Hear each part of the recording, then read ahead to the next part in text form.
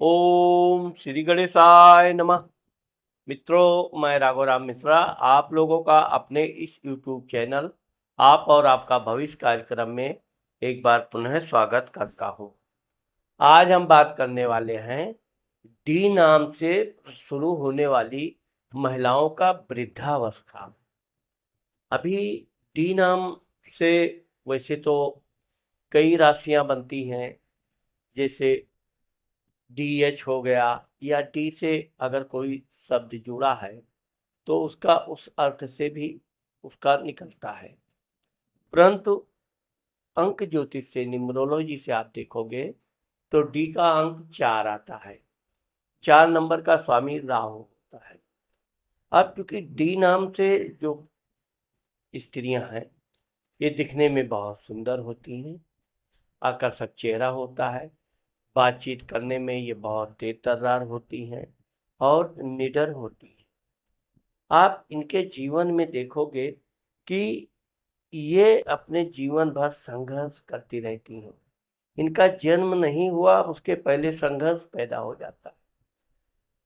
बचपना में छोटी छोटी बातों पे सहेलियों से, मित्रों से वाद विवाद, वैचारिक मतभेद, परिवार में भी कुछ माता पिता के बीच असमंजस, तो इस तरह से ये डी नाम की लड़कियां धीरे धीरे अपने भविष्य की तरफ जो जो ये आगे बढ़ती हैं, पढ़ाई लिखाई में ये पूरा मेहनत करती हैं, अच्छे अंक से पास होने की इनकी पूरी योग्यता रहती है और ये अच्छे अंक से पास भी होती है।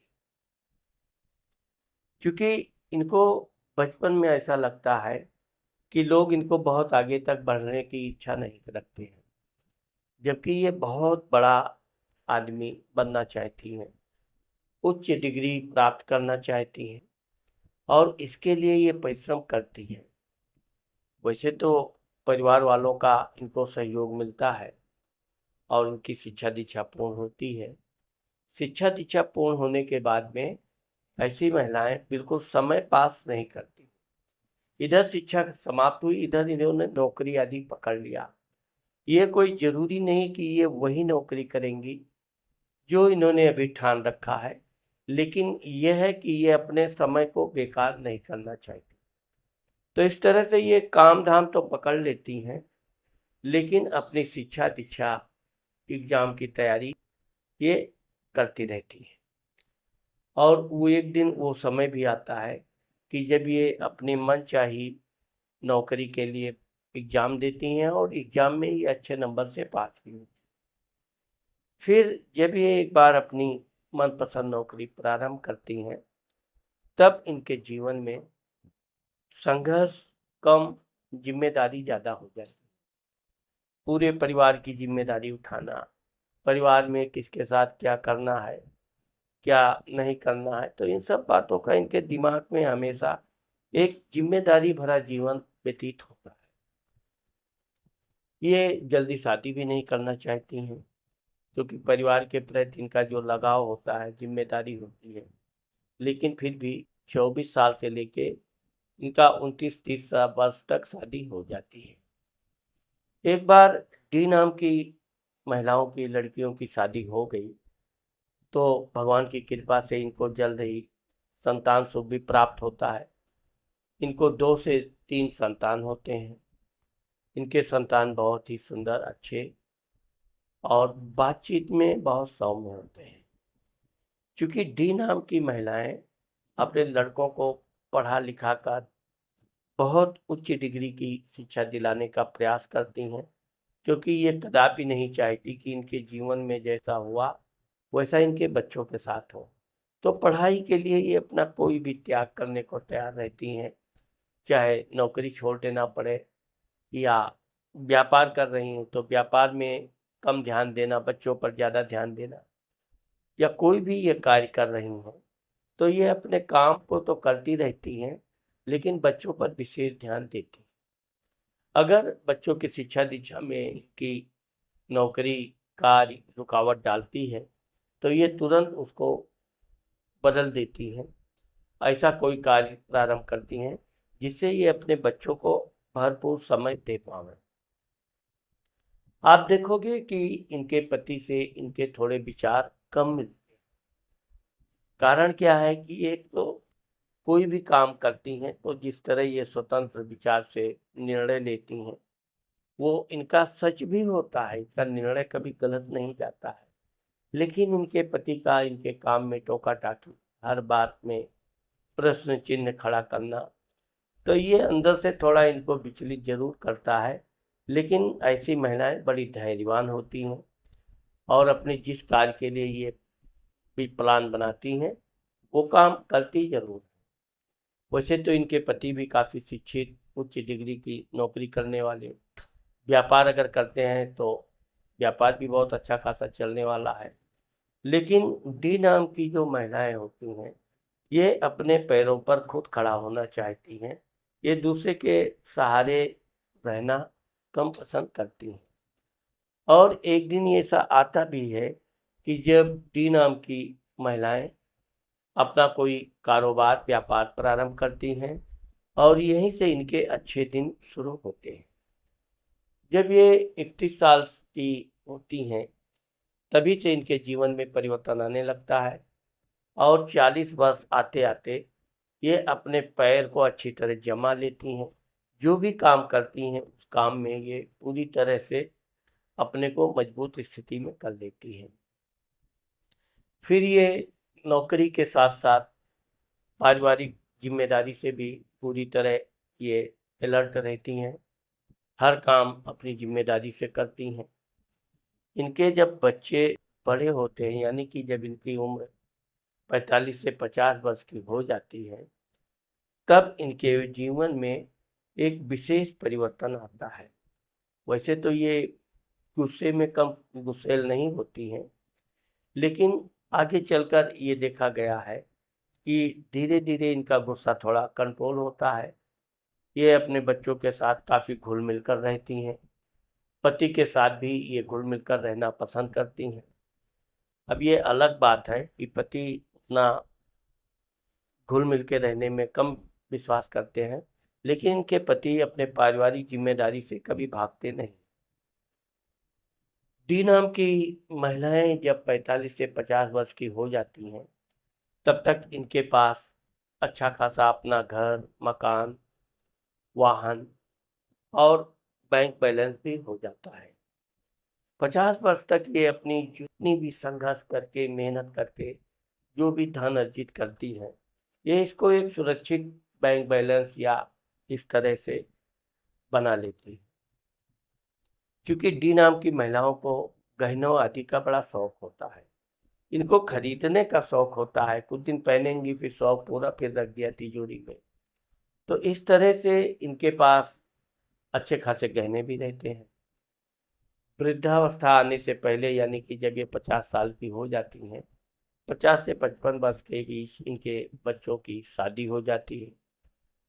शादी भी इनके बच्चों की बहुत अच्छी होती है और इनकी बहू भी बहुत सुंदर, धार्मिक, समझदार होती है।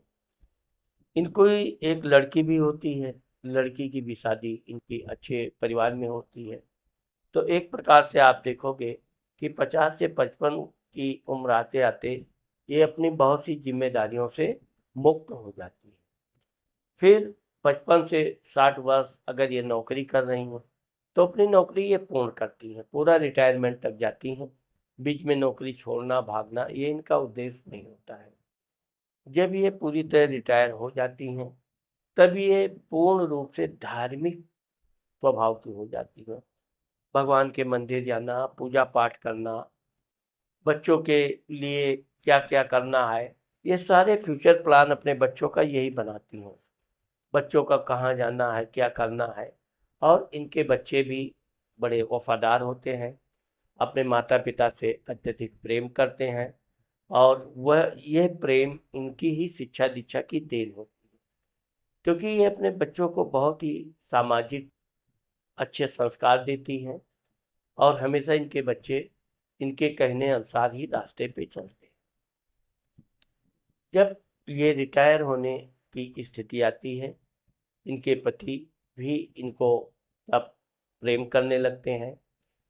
काफ़ी कुछ परिवार में खुशियाँ आने लगती हैं। जैसे इनके नाती पोता आदि हो गया, तो ये अति प्रसन्न होना, अपने बच्चों के साथ साथ अपने नाती पोते को टहलाना घुमाना, ये एक प्रकार से अपनी जिम्मेदारी से कभी भागती नहीं है। हाँ, ये है कि पति से कभी कभी इनके वैचारिक मतभेद जरूर हो जाते हैं, लेकिन फिर भी इनका पारिवारिक जीवन अच्छे से ढंग से चलता है।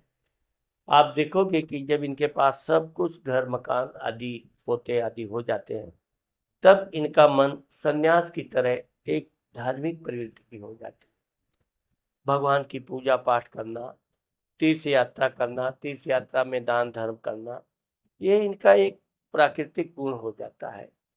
अपने साथ साथ अपने नाती पोतों को भी ये पूजा पाठ धार्मिक स्थलों की यात्रा करवाने का इनको विशेष शौक होता है।